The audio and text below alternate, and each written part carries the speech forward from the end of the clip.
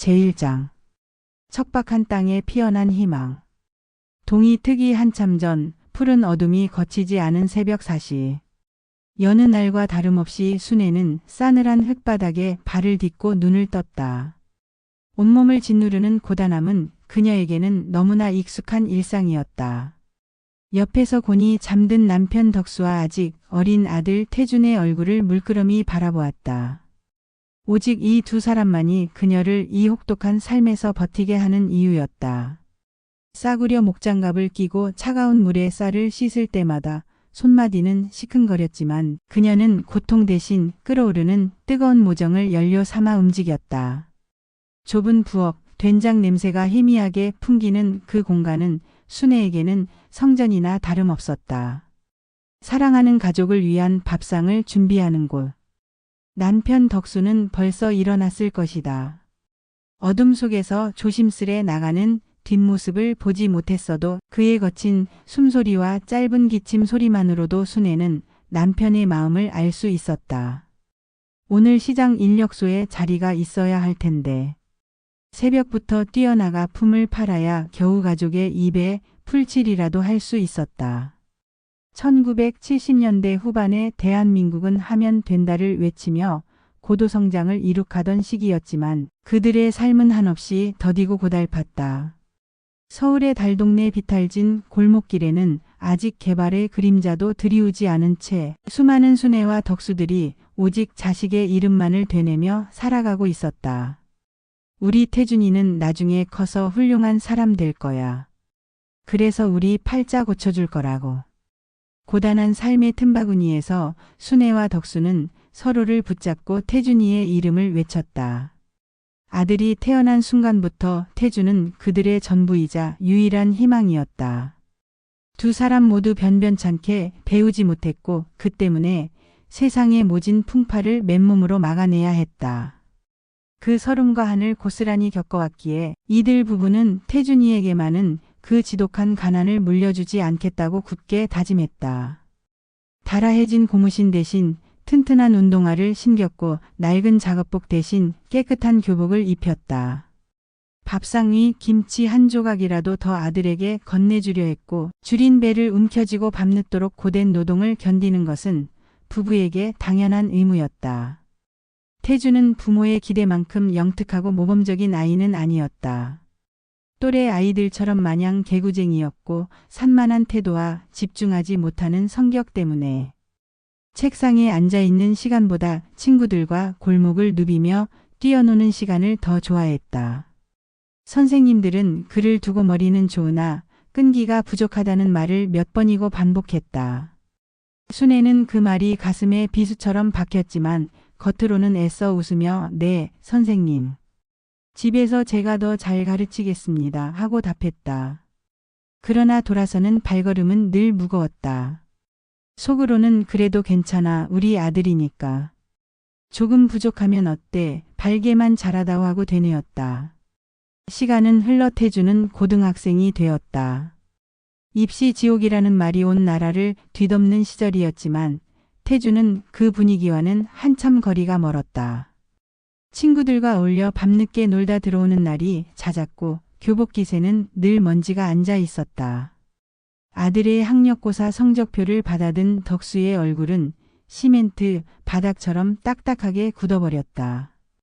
희미하게 비친 점수는 대학 문턱에도 가기 어려울 정도였다. 아빠 엄마. 죄송해요. 나 대학 못 갈 것 같아요. 집으로 돌아온 태준은 힘없이 고개를 떨궜다. 덕수는 쓴소리 한마디 없이 막걸리만 연거푸 들이켰다. 50평생 처음 맛보는 좌절감이었다. 순애는 묵묵히 아들의 어깨를 감쌌지만 그 속은 시커멓게 타들어갔다. 부부는 아들이 공부에 큰 흥미가 없다는 것을 이미 알고 있었지만 막상 대학 진학의 꿈이 좌절되자 막막함이 밀려왔다. 이대로 태준이가 우리처럼 고생하며 살게 할 수는 없었다. 그 밤 부부는 한마디도 하지 못하고 나란히 누워 천장만 바라보았다. 삐걱이는 낡은 천장에서 그들의 한숨이 내려앉는 것 같았다. 여보 김 형님 말로는 요즘 필리핀 같은 데도 유학을 많이 간다더라. 미국보다 학비도 싸고 영어도 배울 수 있다던데. 다음 날 아침 덕수의 형님이 툭 던진 한마디가 순애의 가슴에 희미한 불씨를 지폈다. 어쩌면 태준에게 새로운 길이 될 수도 있을까? 순애는 덕수를 설득했다. 여보, 우리 태준이 한 번만 더 믿어봐요. 가서 자기 살 길이라도 찾으면 좋잖아요. 덕수는 오랜 고민 끝에 고개를 끄덕였다. 이것이 아들에게 줄 수 있는 마지막 기회라고 생각했다. 그날 밤부터 순애와 덕수는 잠을 이루지 못했다. 아들의 유학 자금을 마련하기 위해 어렵게 지켜오던 밭 한 떼기를 팔았다. 그 땅은 수십 년간 부부의 피땀이 고스란히 스며들어 있던 피부치 같은 존재였다. 하지만 태준을 위해서라면 그 무엇도 아깝지 않았다. 부족한 돈은 먼 친척들에게 허리 숙여 빌렸다. 평생 한 번도 큰 돈을 빌려본 적 없는 그들은 아들을 위해서라면 자존심 따위는 버릴 수 있었다. 태준이 필리핀으로 유학을 떠나는 날, 인천국제공항은 부부에게는 생경한 세상이었다. 텔레비전에서나 보던 거대한 비행기가 눈앞에 있었다. 태어나 한 번도 비행기를 타본 적 없는 노부부는 아들을 떠나보내며 눈물 콧물 쏟는 것을 멈출 수 없었다. 덕수는 굵은 마디의 손으로 아들의 손을 꽉 잡으며 힘겹게 말했다. 태준아, 가서 꼭 성공해라. 몸 건강히 지내고. 엄마 아빠는 내가 잘 사는 게 그게 제일 큰 행복이야. 순애는 연신 아들의 얼굴을 쓸어내리며 울었다. 태준은 수많은 인파 속에서 뒤돌아보며 부모에게 크게 외쳤다. 그의 목소리는 아직 애텄지만 그들의 가슴에 영원히 지워지지 않을 희망으로 깊이 각인되었다. 아빠, 엄마, 걱정 마세요. 꼭 성공해서 호강시켜 드릴게요. 그 약속 한마디가 노부부의 삶을 지탱하는 유일한 이유가 되었다. 그들은 아들의 말 한마디를 보물처럼 간직하며 매일 밤 아들의 성공과 안녕을 빌었다. 낡은 방 한 칸, 한 줄기 희미한 전등 불빛 아래에서 그들의 기도 소리는 메아리쳤다. 제2장. 빚으로 엮인 성공과 욕망의 씨앗. 필리핀에서 4년여의 시간을 보내고 한국으로 돌아온 태준은 기대와는 달리 냉정한 현실에 부딪혔다. 필리핀 유학파라는 타이틀은 국내 취업시장에서 별다른 경쟁력이 되지 못했다. 대기업은 고사하고 중소기업의 문턱을 넘는 것도 버거웠다. 몇 번의 면접에서 고배를 마신 후 태준은 이내 지쳐갔다. 아빠, 엄마, 저 같은 사람 써주는 곳이 없어요. 다들 스펙 좋은 애들만 찾아요. 그의 말에는 좌절과 자포자기가 뒤섞여 있었다. 부모님은 겉으로는 괜찮다. 우리 아들 충분히 잘났으니 다른 길 찾아보자고 다독였지만 속으로는 태준이가 무언가 잘못될까 봐 늘 노심초사했다. 태준은 점차 의욕을 잃어갔다. 낮에는 집에 틀어박혀 TV를 보거나 PC방을 전전했고 밤에는 친구들과 어울려 밤늦도록 술을 마시는 날이 잦아졌다. 순애의 속은 숯불처럼 새까맣게 타들어갔다. 아들의 유학을 위해 고생했던 날들이 주마등처럼 스쳐 지나갔지만 그 기억조차 그녀의 마음을 달래주지 못했다. 우리 태준이 저러다 완전히 폐인되는 건 아닐까? 하는 불안감이 그녀를 덮쳤다. 어느 날 저녁 부부가 낡은 TV 뉴스를 보며 한숨을 쉬고 있을 때였다. 태준이 조심스럽게 방에서 나와 입을 열었다. 아빠, 엄마. 필리핀에 돌아가서 작은 가게 하나 해보고 싶어요. 부모의 시선이 일제히 태준에게 향했다. K-POP 관련 굿즈나 한국 화장품 같은 거 팔면 어떨까 해서요. 제가 유학할 때부터 K- 드라마랑 아이돌 인기가 필리핀에서 엄청났거든요. 한국 문화에 대한 갈망이 커요. 지금 가면 충분히 승산이 있을 것 같아요. 그의 눈에선 오랜만에 희미한 열정이 비치는 듯 했다. 덕수는 아들의 끈기 없는 모습을 누구보다 잘 알았기에 걱정했지만 순애는 그 희망의 불씨를 꺼뜨리고 싶지 않았다. 그래, 태준아. 해보고 싶으면 해봐야지. 엄마 아빠가 어떻게든 도와줄게. 순애의 목소리에는 그 어떤 주저함도 없었다. 아들의 성공을 위해서라면 무엇이든 할 수 있었다. 사실 주저함이 없던 것은 아니었다. 이들의 주저없는 대답 뒤에는 깊은 고민과 갈등이 있었다. 이미 아들의 유학으로 적지 않은 빚을 졌고 이제 그들에게 남은 유일한 재산은 겨우 노후를 버틸 수 있는 서울. 강남 끝자락의 낡은 아파트 한 채와 작은 빌라 한 채가 전부였다. 이마저도 재건축 바람이 불며 가격이 오르기 시작한 참이었다. 순애는 밤늦도록 베개에 얼굴을 묻고 고민했다. 이 돈마저 잃으면 우리는 정말 뼈다귀만 남는 건 아닐까.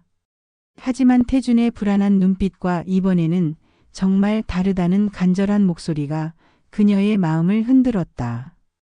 이게 마지막 기회라고 생각해봐요, 여보. 우리 아들 살 길 찾아야 하잖아요. 순애는 덕수를 설득했다.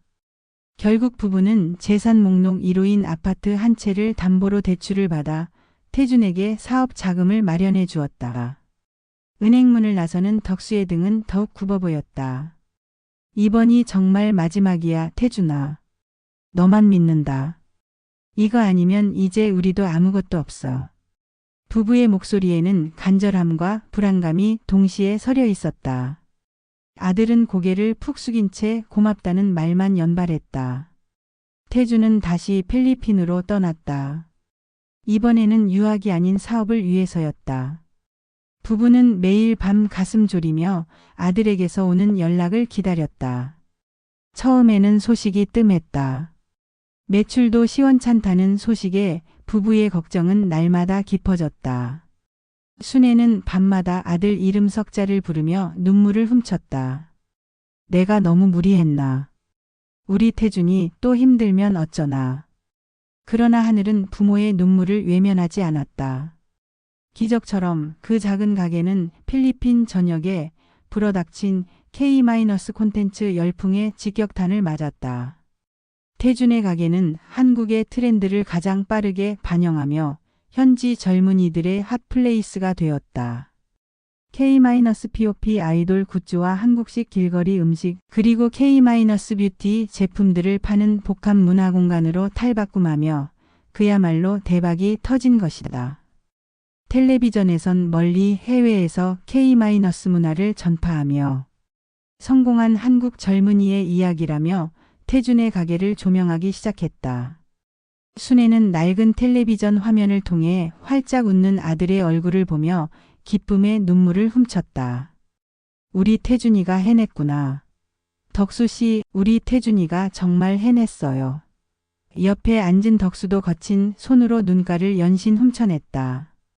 사업은 눈덩이처럼 불어났고 태준은 그곳에서 필리핀 현지인인 민지를 만났다. 대학에서 한국어를 전공하며 K-팝을 좋아했던 민지는 처음에는 태준의 가게에서 아르바이트를 시작했지만 이내 뛰어난 사업 수완과 냉철한 통찰력을 발휘하며 태준의 든든한 동반자가 되었다. 그녀는 태준에게 없던 비전과 추진력을 더해 주었고 사업 확장에 결정적인 역할을 했다. 둘은 자연스레 사랑에 빠졌고 한국에 계신 부모님의 축복 속에 결혼식을 올렸다. 부모는 한국에서 사업 성공 소식과 어여쁜 며느리의 이야기를 전해 듣고 더할 나위 없이 기뻐했다. 이제 다 됐다. 우리 아들 앞길은 탄탄대로다.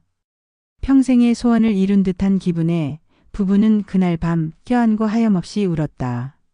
하지만 성공의 빛은 태준과 민지의 마음을 서서히 그러나 완전히 변화시켰다. 돈의 맛을 본 그들의 눈은 이제 부모님의 한국 재산으로 향하고 있었다. 태준의 가게는 매년 수십억의 수익을 올리는 대기업으로 성장했고 부부는 필리핀에서 성공한 아들과 며느리의 삶을 한국 뉴스 인터뷰나 태준이가 가끔 보내는 짧은 영상으로만 엿볼 수 있었다. 그들이 이따금 한국을 찾을 때마다 효자 아들과 싹싹한 며느리 코스프레를 했지만 태준의 눈빛에는 예전의 순박함 대신 서늘한 욕망이 자리 잡기 시작했다. 여보, 한국에 계신 부모님 아파트랑 빌라 그거 꽤 많이 올랐을 텐데. 어느 날 밤 민지는 태준의 팔짱을 끼며 나른하게 속삭였다. 태준은 무심한 듯 뭐 그렇지. 강남 쪽이니까. 재건축 얘기도 돌고 있고. 하고 답했지만 그의 시선은 이미 멀리 있었다. 민지의 눈빛은 어둠 속에서도 더욱 교활하게 빛났다. 그냥 그 돈 다 우리가 쓰는 게 좋지 않겠어요? 어차피 부모님도 연세 많으신데. 이제 우리가 다 모시고 살면 되잖아요. 그렇게 말씀드리면 분명히 좋아하실 거예요. 어차피 나중엔 우리 것이 될 재산인데 지금 합쳐서 더 크게 불리는 게 낫지 않겠어요? 다 우리 미래를 위한 거잖아요. 민지의 말은 태준의 마음에 박힌 가느다란 가시 같았다. 그는 부모에게서 받은 희생과 사랑을 애써 외면하며 민지의 말에 동조했다. 부모님이 힘겹게 모은 돈이 맞지. 하지만 내 사업도 엄청 키웠잖아. 이 정도는 받아도 되지 않을까? 태준의 머릿속에는 부모님의 희생에 대한 감사의 마음보다 자신의 성공과 민지가 제시한 탐욕스러운 미래가 더 크게 자리 잡기 시작했다. 그날 밤 태준은 잠 못 이루고 천장을 바라봤다. 자신의 성공은 분명 자신의 노력 덕분이지만 그 시작은 부모의 피땀 어린 재산이었다는 불편한 진실은 민지의 합리화 속에서 서서히 침식되어 갔다. 그들의 노년은 내가 책임지면 되는 거야. 그게 더 좋은 효도지. 이기적인 생각으로 무장한 태준의 마음속에 남아있던 희미한 죄책감은 흔적도 없이 사라졌다. 이제 그는 더 이상 부모님의 순박한 아들이 아니었다. 부와 명예가 가져다준 새로운 가치관 속에서 그는 부모님의 모든 것을 자신의 것으로 만들려는 어두운 계획을 꾸미기 시작했다. 그리고 그 옆에는 자신보다 한 수 위인 더 차갑고 계산적인 아내 민지가 마치 뱀처럼 유혹의 말을 속삭이고 있었다. 그들은 자신들이 꾸민 잔인한 계획이 노부부에게 어떤 비극을 안겨줄지 전혀 상상하지 못했다. 아니, 어쩌면 알고도 모른 척 했을 것이다. 제목 배신자의 꽃말. 제3장. 달콤한 유혹 지옥으로의 초대장. 필리핀에서 K- 콘텐츠 열풍을 타고 태준의 사업이 기하급수적으로 커지고 텔레비전 뉴스에까지 나올 정도로 성공가도를 달리자 부모 순애와 덕수는 마침내 씨름을 놓았다. 그들은 더 이상 돈 걱정하지 않고 살 수 있을 아들의 성공에 눈물을 흘렸다. 태준은 성공가도를 달리면서 부쩍 연락이 잦아졌고 한국을 오가는 횟수도 늘어났다. 찾아올 때마다 며느리 민지와 함께 찾아와 비싼 선물들을 부모님 손에 쥐어주었다. 태준은 아들을 위해서 아파트 한 채까지 담보로 대출을 받았던 부모님께 매달 넉넉한 생활비를 보냈다. 그의 효심에 동네 사람들 모두 정말 좋은 아들 두셨네요. 하고 칭찬했고 그때마다 순애와 덕수의 어깨는 한껏 으쓱거렸다. 우리 아들 역시 다르다니까. 필리핀으로 보내길 정말 잘했어. 두 사람은 태준이 해외에서 겪었을 고생과 성공에 대한 뿌듯함으로 모든 불안감을 지워버렸다. 그렇게 1년여가 흐르던 어느 날 태준에게서 전화 한 통이 걸려왔다. 엄마 아빠 잘 지내시죠? 저 태준이에요. 이번에 저희 회사가 크게 성장해서 본사를 확장 이전하게 됐어요. 엄마 아빠 덕분이에요. 그래서 제가 조만간 한국으로 들어갈 건데 한 가지 제안을 드리려고요. 순애는 아들의 목소리에 힘이 넘치는 것을 느끼며 가슴이 벅차올랐다. 덕수도 옆에서 조용히 귀 기울였다. 저희 부부랑 애들이랑 같이 필리핀으로 오세요. 제가 비행기 표 끊어 놓을 테니 10일 동안 푹 쉬면서 여행도 하고 저희 사는 모습도 좀 보세요. 오셔서 몸이 편해야 제가 일도 더 열심히 할 수 있죠. 순애의 눈가에 주름진 눈물이 고였다. 20년 넘게 오직 자식. 뒷바라지에만 매달렸던 그들에게 해외여행이란 꿈속에서도 감히 상상할 수 없는 일이었다. 필리핀을 마지막으로 방문했던 것은 태준을 유학 보낼 때였다. 그때는 그저 아들을 보낸다는 생각에 정신이 없었다. 그런데 이제 아들이 성공해서 자신들을 초대하다니. 태준아. 고맙다. 정말 고마워. 우리 아들 장하다. 덕수도 무뚝뚝한 평소와 달리 목이 메어 말을 잇지 못했다. 며칠 후 태준이 보내온 퍼스트 클래스 항공권과 최고급 리조트 예약증이 우편함에 도착했다. 순애는 종이를 든 손을 떨었다. 평생 이런 호사를 누려본 적이 없었다. 설렘과 약간의 불안감, 그리고 아들에 대한 한없는 고마움이 뒤섞였다. 공항에는 태준과 민지가 마중을 나와 있었다. 태준은 더욱 늠름해졌고 민지는 여전히 고운 얼굴로 부부에게 깍듯하게 인사했다. 어머님, 아버님, 그동안 별일 없으셨어요? 먼 길 오시느라 피곤하셨죠? 얼른 가셔서 좀 쉬세요. 며느리 민지의 살가운 말씨에 순애는 그간의 고생이 눈 녹듯 사라지는 것을 느꼈다. 며느리 손을 꼭 잡고 연신 그래 고맙다 하고 답했다. 10일간의 필리핀 여행은 노부부에게 생애 최고의 시간이었다. 최고급 리조트에서 눈부신 바다를 바라보며 조식을 먹고 전용 차량을 타고 유명 관광지를 둘러봤다. 값비싼 음식들을 코스별로 맛보며 그들은 마치 영화 속 주인공이 된 것 같았다. 태준은 바쁜 와중에도 틈틈이 부모님 곁을 지켰고 민지 역시 옆에서 싹싹하게 시부모를 챙겼다. 어머님, 이거 제가 이번에 새로 산 옷인데 어머님께 잘 어울리실 것 같아서요. 아버님, 건강에 좋은 약이 나왔다고 해서 제가 미리 사뒀어요. 꼭 챙겨 드세요.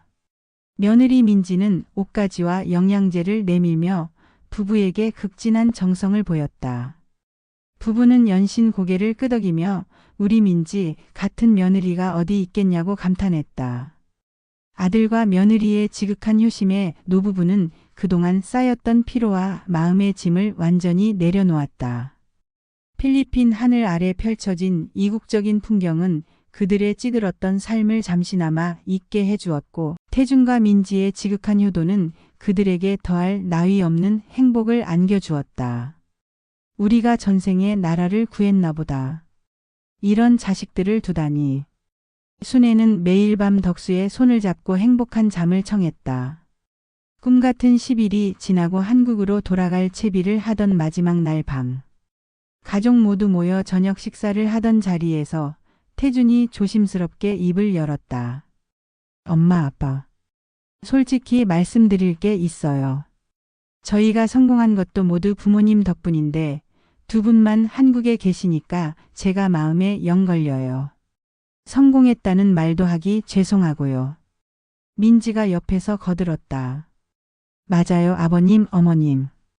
저도 옆에서 보니까 여보가 매일 부모님 걱정에 잠 못 이룰 때가 많아요. 이참에 저희 있는 곳으로 아예 들어오시는 건 어떠세요?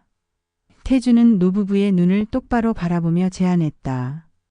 아파트 2채랑 빌라 1채 다 처분하시고 이리로 오세요. 제가 두 분 평생 모시고 호강시켜 드릴게요. 이게 훨씬 좋지 않겠어요?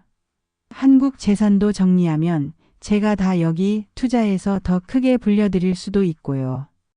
이 돈들이 부모님 돈이니까 부모님 명의로 다 안전하게 관리해 드릴 거예요. 노후에는 저희가 다 책임지고 돌봐드릴게요.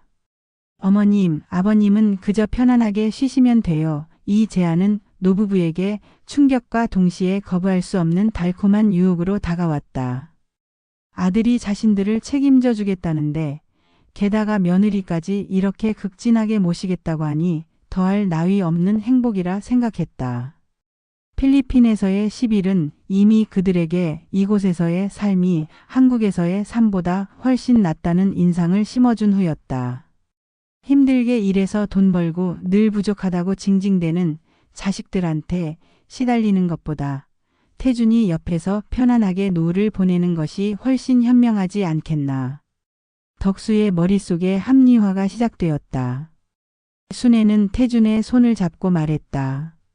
우리 아들, 이 엄마 아빠를 이렇게까지 생각해 주다니. 그래, 태준아. 내 말대로 하는 게 좋겠다. 내 말이라면 뭐든지 믿을 수 있어. 태주는 부모의 손을 잡고 눈시울을 붉혔다. 물론 그것은 악어의 눈물이었다. 며느리 민지는 그 모습을 흐뭇하게 바라보며 부모님의 한국 재산이 통장으로 들어올 날만을 손꼽아 기다렸다. 달콤한 유혹은 지옥으로 향하는 가장 치명적인 초대장이었다. 제사장. 버려진 섬, 잔인한 배신. 한국으로 돌아온 순애와 덕수는 곧바로 재산 정리에 들어갔다. 평생 땀 흘려 모아온 부부의 청춘과 고단함이 서려 있던 아파트 2채와 작은 빌라 1채는 그들의 전 재산이었다. 아파트를 내놓자마자 재건축 호재 덕에 웃돈까지 받으며 빠르게 팔려나갔고 빌라도 좋은 값에 정리되었다. 계약서에 도장을 찍을 때마다 순애의 가슴 한켠에는 알 수 없는 허전함이 밀려왔지만 이내 우리 아들이 필리핀에서 더 크게 불려줄 거야. 이제 편안한 노후가 기다리고 있어라는 기대로 스스로를 다독였다. 돈을 받을 때마다 태준에게 송금했고 부부의 통장 잔고는 순식간에 텅 비었다. 하지만 그들은 아무런 걱정도 후회도 없었다. 모든 것을 아들 태준에게 맡긴 채 오직 새로운 삶에 대한 기대감에 부풀어 있었다. 2주 후 부부는 다시 필리핀행 비행기에 몸을 실었다. 이번에는 돌아올 기약 없는 편도 티켓이었다. 한국에서 보낸 마지막 밤, 순애는 혹시나 빼먹은 것이 있을까 살피며 잠 못 들었고 덕수는 말없이 담배만 피워 물었다. 두 사람은 내색하지 않았지만 오랜 세월 정든 고향을 떠난다는 사실에 마음 한구석이 텅 비어버린 듯 했다. 하지만 곧 아들과 며느리 그리고 손주들을 만날 생각에 그 허전함은 이내 설렘으로 바뀌었다. 필리핀에 도착하자 태준의 운전기사가 그들을 기다리고 있었다. 태준은 바쁜 업무 때문에 마중 나오지 못했다는 전갈과 함께 며느리 민지가 정성껏 마련한 환영 식탁이 기다리고 있다는 소식을 전했다. 순애와 덕수는 도착한 날 민지와 손주들이 차려준 푸짐한 저녁을 먹으며 환영의 인사를 받았다. 어머님, 아버님, 이제 여기서 편안하게 저희랑 같이 사시는 거예요. 민지는 애교 섞인 말투로 부부를 반겼고 순애는 그래, 고맙다. 우리 민지 하며 민지의 손을 꼭 잡았다. 태주는 다음날 저녁에야 집으로 돌아왔고 지친 얼굴로 부모님께 인사를 건넸다. 부모님 오셨는데 제가 너무 바빠서 죄송합니다. 부모는 아들의 성공을 위해 그 정도는 감수해야 한다고 생각하며 고개를 끄덕였다. 그날 밤 노부부는 새로 마련된 방에서 편안한 첫날 밤을 보냈다. 이제 모든 고생은 끝났다고 생각하며. 그러나 평화는 오래가지 않았다. 일주일이 지났을 무렵이었다. 태주는 아침 식사 자리에서 갑작스럽게 통보했다. 엄마, 아빠, 저희가 다음 주에 다른 집으로 이사 가요. 순애는 깜짝 놀라 되물었다. 이사? 아니, 갑자기 무슨 소리냐? 이 넓은 집 놔두고 왜? 사업이 너무 커져서 보안 문제도 있고 개인 생활 보호 차원에서도 더 좋은 곳으로 옮기는 게 좋겠어요. 태준의 말은 논리적이었지만 순애의 가슴 한켠에는 설명할 수 없는 불안감이 스쳤다. 그럼 우린 어떻게 되는 거냐? 우리도 같이 가는 거지? 네. 엄마 아빠는 당분간 이 집에서 지내시면 돼요. 제가 하도 필리핀 가정부 아주머니 한 분 붙여드릴 테니 편안하게 지내세요. 저희는 더 좋은 곳으로 이사가서 나중에 부모님 편하게 모실 만한 집을 다시 알아볼게요. 태준의 말은 그럴듯했다. 순애와 덕수는 아들의 성공에 피해가 갈까봐 걱정만 했을 뿐 아들의 말을 의심하지 않았다. 그리고 정확히 다음 주 태준과 민지 부부는 이삿짐 트럭을 불러 모든 살림살이를 옮겨갔다. 작별 인사도 제대로 할 틈도 없이 아들과 며느리 그리고 손주들이 탄 차는 연기처럼 사라져버렸다. 텅 빈 집에 남겨진 것은 낡은 가구 몇 점과 노부부뿐이었다. 며칠이 지나도 태준에게서는 연락이 없었다. 하도 아주머니 역시 며칠 후 돌연 사라졌다. 노부부는 점차 불안해지기 시작했다. 전화해도 받지 않는 태준, 굳게 잠긴 아들의 옛방. 여보, 태준이한테 무슨 일 생긴 거 아니야? 순애의 불안은 확신으로 변해갔다. 그들은 가까스로 태준의 회사 전화번호를 찾아 전화를 걸었지만 돌아오는 것은 그런 이름의 사장님은 없습니다. 라는 냉담한 대답뿐이었다. 이 넓은 필리핀 땅에서 말도 통하지 않는 곳에서 부부는 홀로 남겨졌다. 마치 버려진 섬에 조난된 사람처럼 그들은 철저하게 고립되었다. 아들이 그렇게 말했던 평생 모아왔던 재산이 모두 사라진 순간 순애는 그제야 머리가 띵하게 울렸다. 우리가 속은 거구나. 태준이가 우리를 버린 거야. 아파트 2채와 빌라 1채, 평생의 피땀이 모두 사라졌다. 남은 건 필리핀 돈 몇 푼과 낡은 여권뿐이었다. 믿기지 않는 현실의 덕수는 망연자실한 표정으로 멍하니 앉아 있었고 순애는 통곡하며 아들의 이름을 목 놓아 불렀다. 그러나 그 울부짖음은 메아리 없이 텅 빈 집안에 허망하게 맴돌 뿐이었다. 그들은 아들이 던져준 달콤한 미끼를 물고 스스로 지옥행 열차에 올라탄 것이었다. 그제야 태준과 민지의 지독한 효심이 자신들의 재산을 노린 치밀한 계략이었음을 깨달았다. 순애와 덕수는 그렇게 말도 안 통하는 타국 땅에서 아들에게 고려장을 당한 것이다. 충격에 휩싸인 노부부는 뒤늦게 태준에게 연락을 취하려 했지만 태준은 이미 모든 연락을 끊고 잠적한 상태였다. 가까스로 필리핀 경찰에 도움을 요청했지만 돌아온 답변은 더욱더 참혹했다. 태준이 경찰에게 그들은 더 이상 내 부모가 아닙니다. 그들의 주장은 사실이 아니며 연락받고 싶지 않으니 접근하지 못하게 해주십시오라고 선언했던 것이다. 필리핀 경찰은 난감해하며 부부에게 해당 사안은 개인적인 가족 분쟁이라 개입하기 어렵다는 답변만 되풀이했다. 노부부는 하늘이 무너지는 듯한 절망감에 주저앉았다. 희망이라 믿었던 모든 것이 한순간에 와르르 무너져 내렸다. 제5장. 지옥 같은 생존과 한 줄기 빛. 말도 통하지 않는 타국에서 하루아침에 노숙자 신세가 된 순애와 덕수는 살아남기 위해 발버둥 쳐야 했다. 가지고 있던 필리핀 돈은 며칠 만에 바닥이 났고 길거리를 헤매며 빈민가의 처참한 현실을 온몸으로 체험했다. 배고픔과 갈증은 물론 언제 어떤 위협에 처할지 모르는 불안감에 시달렸다. 잠자리를 찾아 헤매다 더럽고 축축한 골목길 구석에서 밤을 지새우기도 여러 번이었다. 덕수는 늙고 병든 몸으로 물건을 구걸해야 했고 순애는 아들의 이름을 부르며 거리에서 울부짖었다. 지나가는 사람들은 알 수 없는 언어로 자신들을 비웃거나 불쌍하다는 듯 쳐다볼 뿐이었다.